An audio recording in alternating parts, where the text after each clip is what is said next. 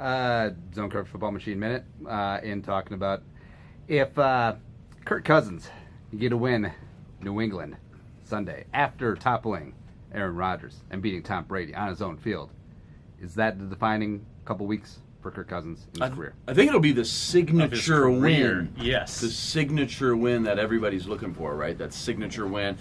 We know they went on the road in Philly, outdoors on grass. That was a nice win. Now, Philly's not the team maybe that we all thought they were going to be when we beat them in week 4, week 5. But certainly that would be the signature win to go into New England in December when they do not lose, period.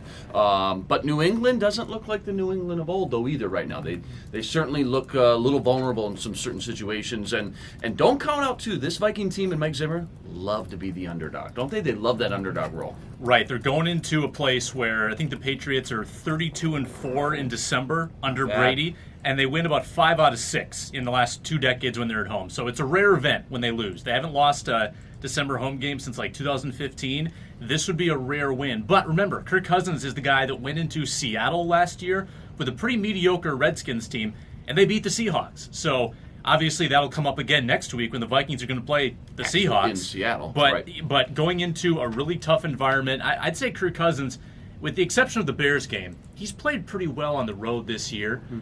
Eagles, you mentioned. At Packers, also a nice performance. Jets game, he played pretty well, especially in the second half there. So the way that teams beat New England on the road, you have to turn them over. You have to create a fumble or a rare interception of Brady. That's the only way, I think, to win New England is you have to somehow make their offense human. Yeah, and no lead is safe. You know, me and Andy were talking before.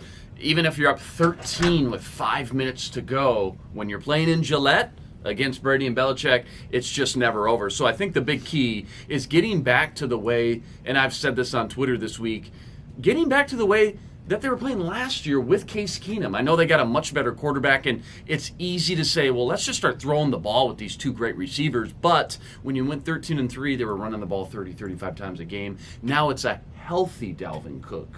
And I think that's one of the big key caveats or kind of catalysts to get this offense moving and control the clock. And then what? Keep Brady off the field on the sideline. Sure. And let's also be realistic, too, about the next 2 games. I remember the stretch earlier in the season, Luke, when it was at L.A. and then at Philadelphia, and people said, let's just split. Let's just split those 2, right? So I think they go into at New England, at Seattle. I think, to be realistic, you say, if we come out of here splitting, we're still in pretty good shape for a playoff spot. If you lose at New England, you still have another chance to get that split. If you beat New England, you're playing with house money going forward, and you're really in good shape. But this is one of those defining stretches where he's taken on Rodgers, Brady, Wilson. He's already won one of those matchups. Can he win another one and be the better quarterback on the field? We'll have to see. Yep. Zone Coverage, zonecoverage.com. Sam, Luke, Andy behind there.